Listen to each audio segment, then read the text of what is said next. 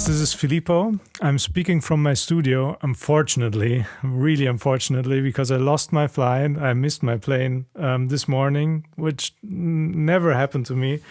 And I'm really angry at this because I wanted to meet you all in person. But I thought the next best thing would be to capture myself speaking about, what I wanted to tell you in person and just do a little, go through my slides in a video form at this point. So I hope you enjoy the conference and this presentation. Okay, so today we're talking about Unity Audio. A little bit about me. I'm a freelance game audio designer. I'm working in Munich. I've been working there since 2010. And I've been fortunate enough to meet a lot of really nice people, especially in Munich and in South Germany. And we've been working together for quite some time now. And as you can see, I'm a freelance game audio designer, but I'm also the audio director for Mimimi Games titles, which in the last years have been like Last Tinker and Shadow Tactics, and now the upcoming Desperados 3, which I'm really excited about, I have to say. And I wish I could tell you a bit more about, all the audio stuff that we've improved in this product, but, it will come in due time. So I'm here to talk about the workflow in terms of setting up an audio production, on getting to know Unity in terms of what it is capable of doing audio-wise out of the box, and what, in my opinion and in my experience, is needed in terms of additional features to round it out and have a certain, basic and solid tool set to work with for most genres. Of course, your mileage may vary in terms of, what kind of requirements you need for your audio engine and for your audio tools, but I'm speaking about the basic tools that every audio designer will be very happy to have in every kind of production. And so this talk is kind of in two parts. It has two main parts. One is about pretty dry stuff, actually, but I think very important stuff, pre-production, and especially sound list preparation, and how to get everyone on the same page. So again, I take from my own experience what happened in the last years in small, medium, bigger productions, and just condense it to show you where our roadblocks have been, and mostly what happened, and what for us then was the best way to handle specific problems.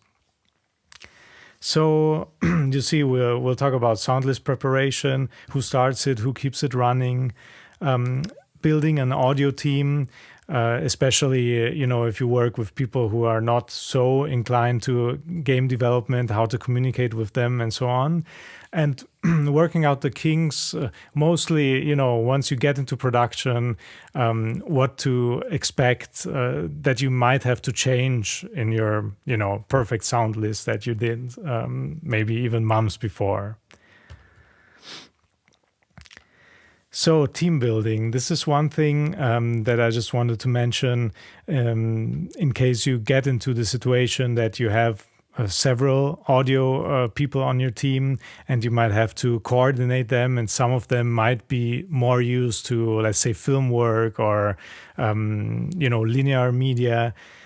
I think it's very important that you need to convey to them, especially in Unity, and especially how you set the audio up there, that naming conventions are important. Like, I stopped using,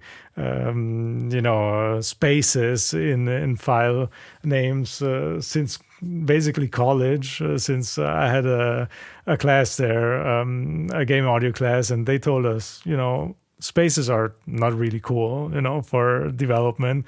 And so we just use underscores, or some developers like to use dashes. But generally, this kind of, for us, maybe trivial thing might not be as trivial or even known for, a mixing engineer or a Foley artist who might have to deliver final files, to you.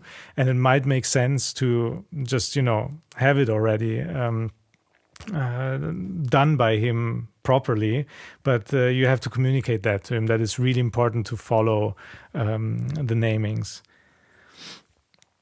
Same thing, let's say about, maybe Foley artists not being used to game development. And this is more of a conceptual thing, but be aware that there are very specific differences, and just be open to trying to answer all of their questions, and trying to stay focused on what they need in terms to get on with the work, and get acquainted to this different kind of work.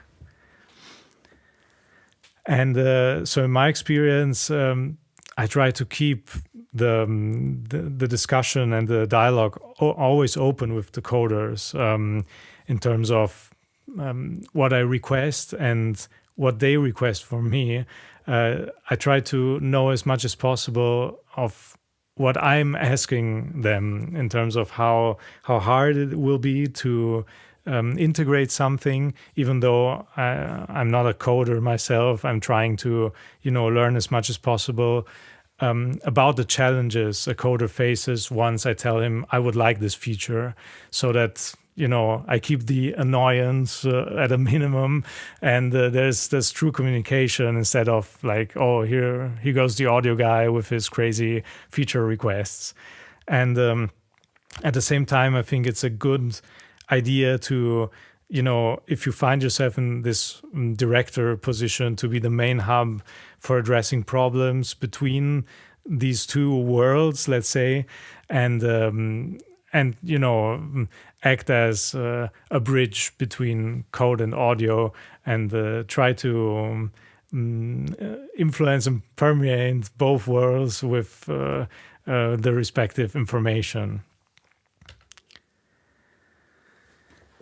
So what makes a good sound list? I mean, this is a pretty, maybe not so many people are really happy once the moment comes to say, most developers, oh yeah, we need to make a sound list for a sound guy. And who starts to make the sound list in the first place, That's something that in my experience is interesting, because I think most of the time the developers start the sound list, they populate the sound list with their ideas of, how many sounds should there be, and they break it up kind of how they think. And then we start, defining it more. But the main structure of the sound list, it happened quite often to me that clients and colleagues would come to me and ask, like, how should we do this sound list? How should it work? And what should we track and whatnot? And so this is a basic overview of what I like to put in the sound list, and what really has been working pretty well in the last years. So I would say one of the most important things is the actual file name in the list. This is especially true in Unity when you're not using middleware software. In some ways, the file name is not as important in Wise, for instance, or Fmod. But yeah, I have the actual file name in the list. A proper description. So this may sound trivial again, but it's not that easy sometimes to convey what a sound should exactly be doing and when it's exactly happening. We've had some sound lists with video references and pictures as well. Anything that helps, nail down where exactly the sound is, what it is doing, and where it starts, where it ends is really, really helpful.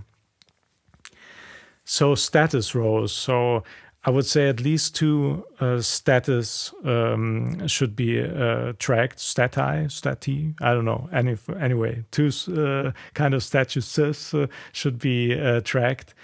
Sound creation status, in the sense that, you know, the devs should be able to know when a sound has been tackled, when it's still to do, if there's no sound at all, if there's a dummy sound in, for instance. We'll talk about this shortly, but I would say that's very important, you know, to get that in. And the implementation status, so what I mean by that is mostly that we know as audio people, once we put in our audio file, if it's supposed to be triggered in game already or not. And that's really important to know, because it's kind of a time saver to know, okay, let's put in the sound and now I should hear it. Maybe there will be bugs, maybe something will not work, but I know that it should be playing. That's really important. Revision tracking, yeah, I think that's important too, to just know how many revisions of a sound we made, and kind of where we stand on that. Some kind of prioritization, so clearly also that to be able to, you know, maybe tackle for a milestone, for instance, have it also fluent, you know, and fluid. I mean, like it can be high priority for one milestone, and then maybe you shuffle it again for the next one. So coming up, yeah, quick and dirty sound list dummy creation. So let me see. What I usually do is, you know, I have a dummy file here, and I usually do everything what, you know, concerning dummy file and sound structure creation. I feel that for the devs, it's always a really, you know, a really great feeling to have that right away. And it's really, you know, it's a quick thing to do.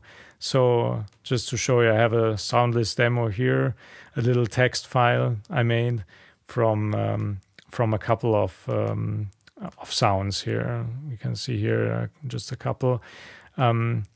We might talk right now already about this. I'm a big fan of prefix and suffix, you know, naming conventions, something that works always well, and it really helps clean up the audio structure. So we have this sound list. What I did here, and I know I'm sure that most of you will have super cool ways to do it that are much hipper than this, but what I basically do, I have this little script here. I select my dummy file. I tell him to loop, to duplicate it for whatever, how many times I need that, and yay, it goes like this. And so I'm starting to create all these empty dummies.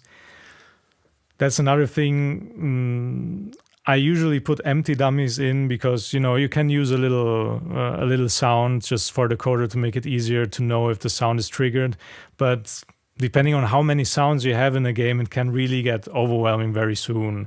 So that's kind of a preference thing. Usually I keep them silent, but if you know, the devs say, no, we want a soft sound, just, you know, I make sure to make it really soft, because if you have then, you know, 100 of them that might trigger for some reason, it can get pretty nasty.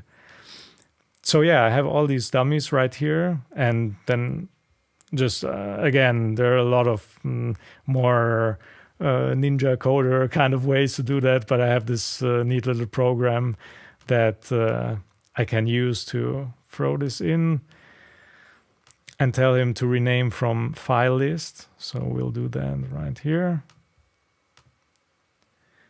You can already see the result. Then we do this,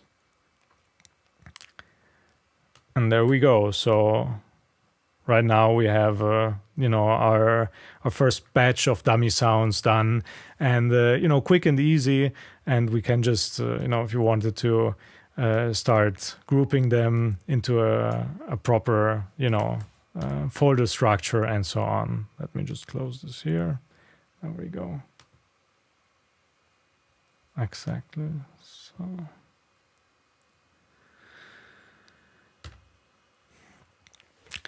So pre-production, slipping into production. So you set up your sound list. You're pretty confident that everything is working fine, and that you got the info that you need, and everybody's on the same page. So there will be moments where there might be miscommunication, and it is not, some info that is needed is not yet there. Like, for instance, what happened very often was letting the coders know that files are in, or the coders remembering to put the implementation status in. So ways to make that easier and more efficient. That's kind of an ongoing task, I feel. Very much depending on the platform that you use. Like if you use Google Docs, or if it's an Excel file in the project. In the years I've tried quite a couple of different solutions. For the last Tinker, for instance, which is quite some time ago. It's 2014, I think. We had an Excel file in the project, which caused all kinds of problems, obviously, in terms of, editing at the same time and so on. So for Shadow Tactics with Mimimi now, I'm saying we went to Google Docs, but we had a really gigantic sound list, and it worked, but I felt like the coders were always a little wary of opening that Google Docs tab, because it was just so overwhelming and so out of their usual debugging and tracking workflow. We use Hansoft as a tracking tool for debugging and planning and so on. So actually in Desperados now, we've put the sound list inside of Hansoft, which is a logical and a good step in terms of keeping everybody on the same page and not having to deal with an external tool like Google Docs, and just feels more included maybe in the production. And that's something that turns out to be really important in order for to keep people motivated to look at the sound list and consider it part of everyday development. And there might be things that you do not need anymore. So maybe having a lot of categories in terms of what character has these sounds, and for instance, one thing was the ambience tracking. So when we put in ambient sounds like waterfalls and all these kinds of sounds, we started out tracking every single file that we put in. But since we were the ones putting them in the game, in Shadow Tactics, for instance, and many different games that I've worked on, I felt like really writing down the file name of every single file that is in there is just redundant. Nobody really needs to know that, because they cannot just open, a prefab in Unity and see the sounds that are in. There's no code dependency on that. So, for instance, that's one thing that I dropped in certain projects when I have full control over what kind of files get into, let's say, the ambience, for instance. It's just overkill, in my opinion, to put that in that sort of sound list. So something that is hard to tell, of course, is what we don't know if we might need, maybe for postmortems or things like that. It might be good to categorize as much as possible. I think that really depends on the project and also on the experience, that it's something that you have to kind of feel for yourself. during quite some projects to just understand where the best middle way is between, oh yeah, we have a sound list that is super detailed and we have just the essentials.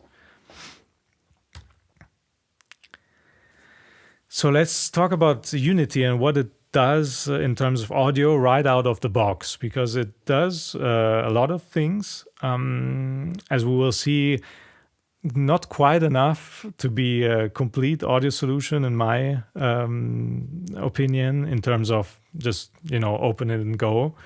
But it has a lot of things already. So it has obviously its sound engine for 3D and 2D sounds and games. So everything that is calculating position, roll of volume, Doppler effects. It can prioritize sounds in terms of dropping out maybe the music for as last thing, and all these kind of things, which are just standard in there in the 3D audio source settings. We've got compression settings. This is something that has evolved in Unity since I've been using it, and by now it's just really solid.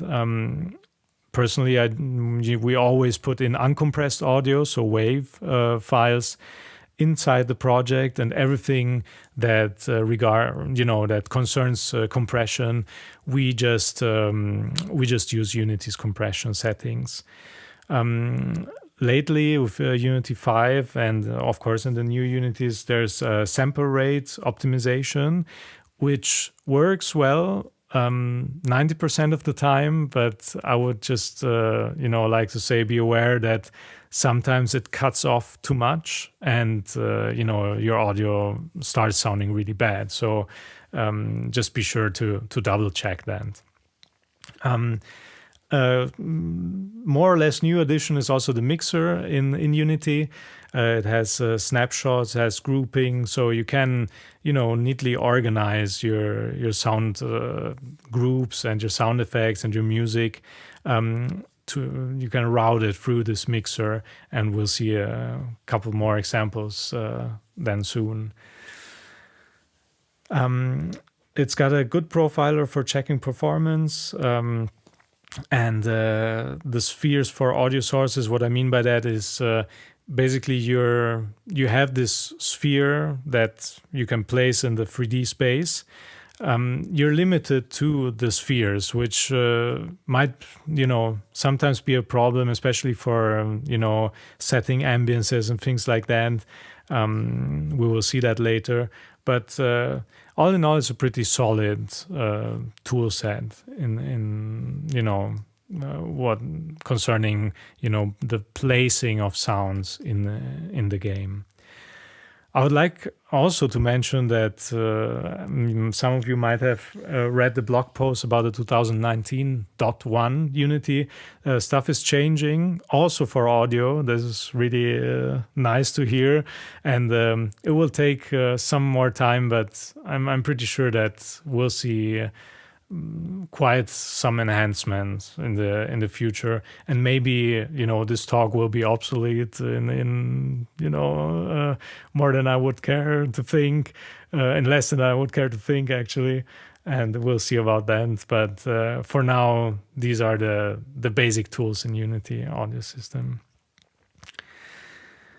So just to answer the question, when am I ready for production, and when am I ready to really start focusing on the content and not about this organizational stuff. For me, it's always important to have a good folder structure, to claim that little audio folder for yourself, and go wild in that, but not too wild. Like have a bit of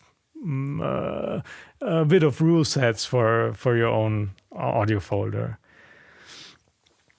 Also, if you're working on a 3D game, what is really, really helpful, I think, is to create presets with different distance parameters or different kind of situations that a sound can be in, and roles that a sound can play. For instance, if an object is, let's say, a machine gun, you might want to have it sound really far away, to have it heard from far away. If it's a coin falling on the floor, it should be heard, within a much smaller radius. So if you can define a couple of these generic prefabs and lock them in, they can act as templates for most of your sounds. And then obviously you can tweak, any sound to a custom value. But I feel like also for communication between audio and code, it's a good thing to have these little presets. For instance, we've been using gameplay prefabs, audio source prefabs to signal this is an important sound that should actually play over certain other sounds, and it should be heard from much far away, even if maybe the object itself is not physically that loud. So, depending on the game, this always changes, but it's just good to have that. Then I would say, since it exists in Unity and it would be a shame not to use it, the mixer. Set it up, think it through. Also consider already what the user can control. Speaking of volume sliders in menus and stuff like that, how much control do you want to give the player? Organize your mixer depending on that. We will see that in practice pretty soon. And then, just add in your dummy files and sync your sound list. Have it ready for the coder to implement. It's just a good feeling for the coder to have this first push or commit, from the audio guys, where there's just a bunch of files and the sound list is all set. It's just, it sounds like such a trivial thing, but when you start like a big production or even just, a smaller thing, whatever, but it's just one step, and you say, okay, now let's let the creative part begin, and all that stuff is neatly set up. It can get chaotic, and it will get chaotic later anyways, but as a start, if you have this neat template thing, it's a good feeling for everybody, I think. Also, make sure that the audio team has a complete control of assets up until delivery. What I mean is basically that the audio team can go in and tweak stuff without breaking other things. For instance, make prefabs for audio ambiances, so that we just work on prefabs that concern audio and only audio, so that it doesn't interfere with other things that might be, very important. And I'm guilty of screwing up a couple of prefabs in the past.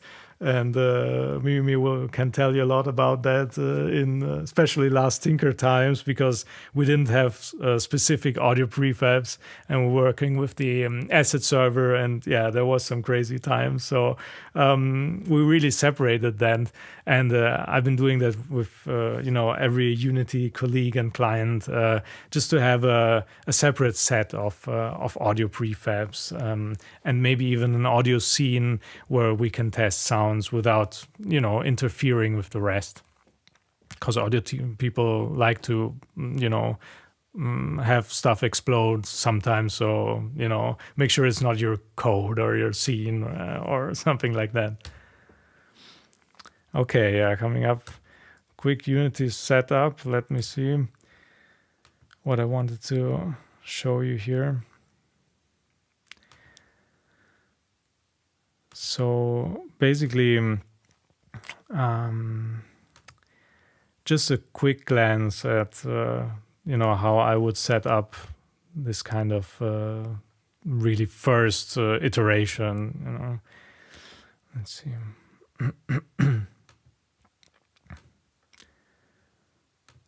I hope it will load.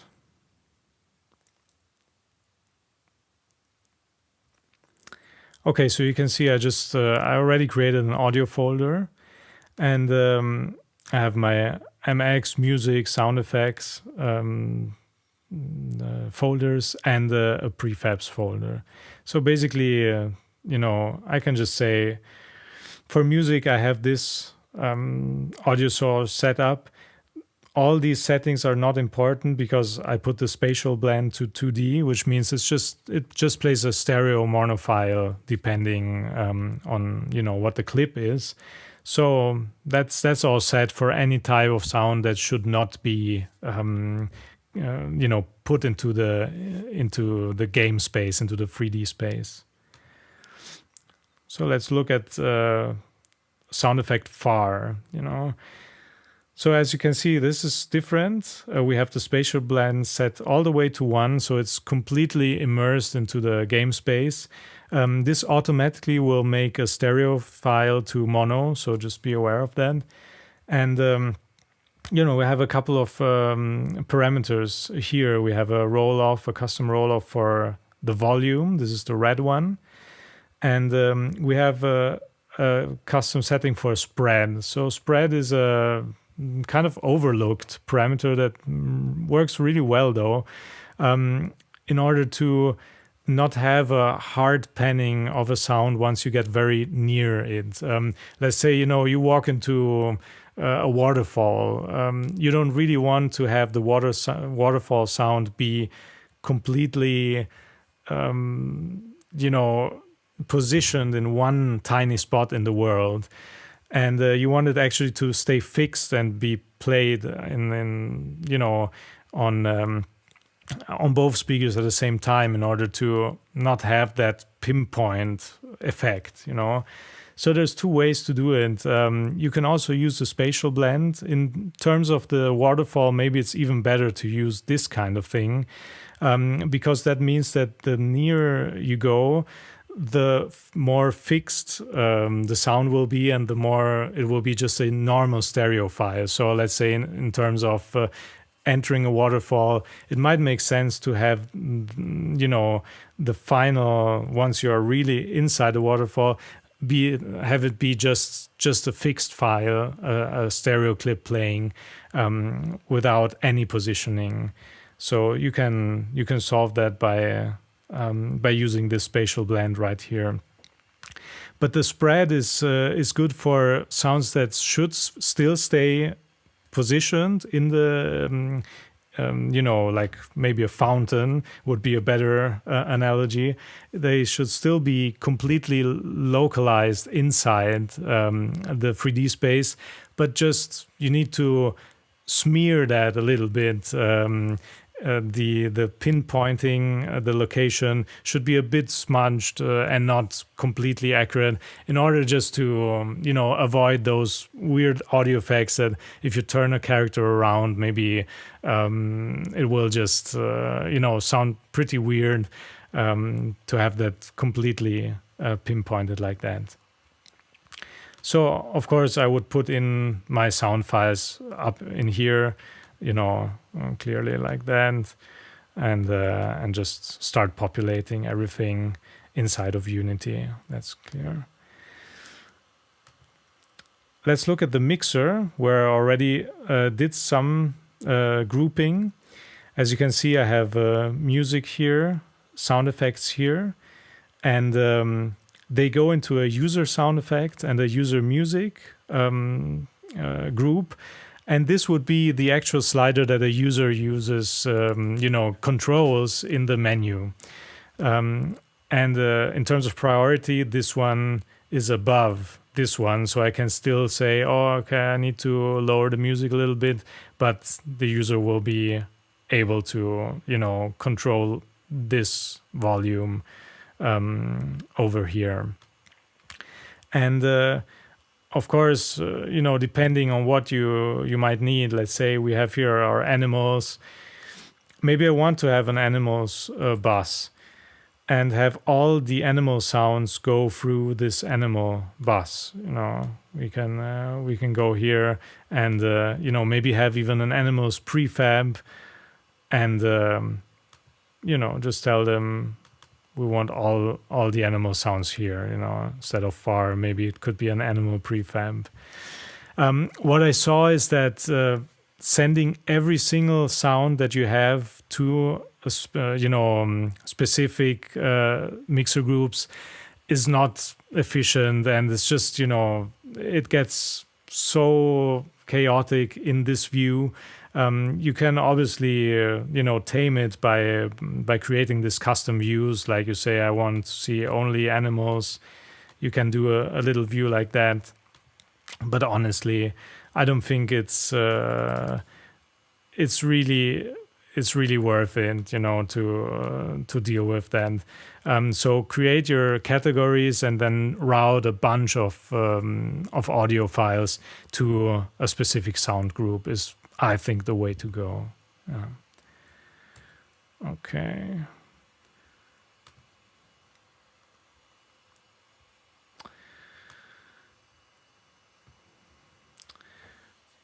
Oops. Let me see.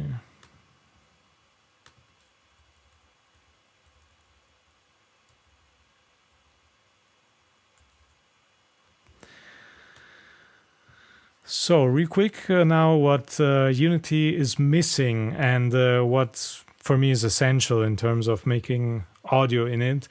There is no real grouping into containers for variation. So very often, be it footsteps or whatever kind of object sounds, ambiences and so on, you want to trigger by code, one sound container, and that triggers a variation, a random set of samples and so on. This is just non-existent out of the box in Unity. Also, no prefab system for often used settings like we did. The far prefab would need to be connected via code to the different sounds that you would like to use it with. No real voice stealing settings in terms of, cut off this sound or cut off the oldest sound playing, all these kind of things that you find in middleware, and that are quite useful once, you have a lot of sounds, you don't really have that. You have no container settings, like I said, like in terms of, maybe sequence containers. I took this from Wise. You might know that term. That you can play an array of sounds sequentially, for instance. All that is not there, at least not in the UI, or not audio guy friendly to make. And there's no randomized pitch and volume. So I just put together an essential shortlist to nag coders with. For me, these are really like super important things to have, and hopefully they will be possible to implement for every project. So like I said, those containers that play a randomized array of sounds, that's for me really important. Handling the 3D audio settings in a comfortable way. So like I said, those presets that we made, have them applied to a bunch of sound effects at once, and reduce the redundant clicking work. And the randomized pitch volume. So that's just so important to have as a feature, that I'm a little baffled that it's just not there right in front of us, because it's just, gives so much life to a lot of sounds. Really important. Clearly, the genre and your intention, what the audio should do, define the need. So if you're doing a puzzle game, maybe you don't even need that. If you're, doing a point-and-click adventure or a first-person shooter, you have very different sets of needs. But I think still these are kind of basic requirements.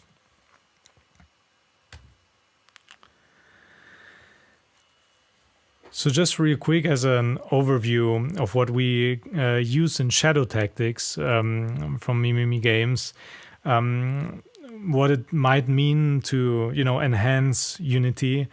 And in order to, make work easier for audio people, I just give you a couple of examples of what we have in place now and what we are using in Desperados as well now too.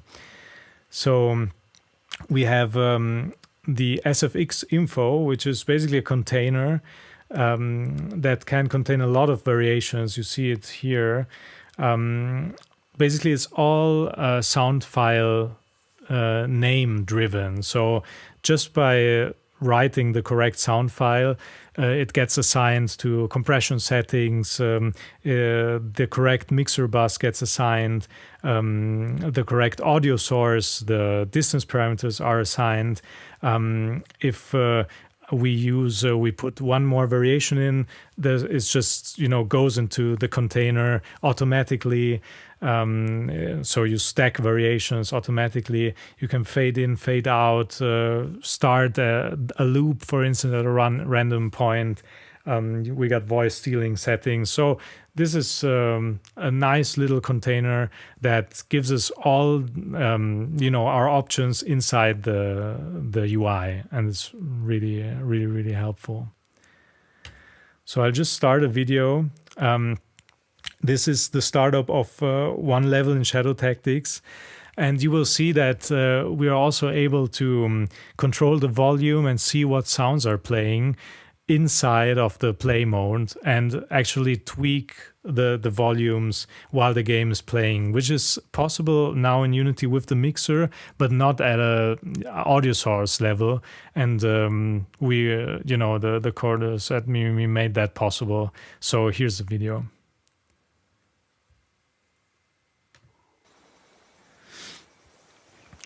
So on the right, you can see, the sound list being populated. That the must green be the transport. Sounds Wonder why it stopped. always play show the now playing sounds.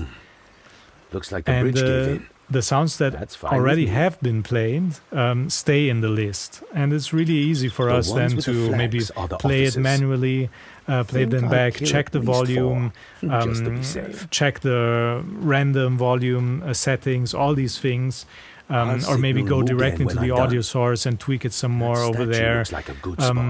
This is just great for us because you see below we have the mixer. And that clearly we can edit that in play mode right out of the box. But we also have access to all these individual sounds, and that made it just so much easier to have the final mix properly set up for the final delivery. So yeah, very cool stuff, I have to say. Very helpful stuff this is.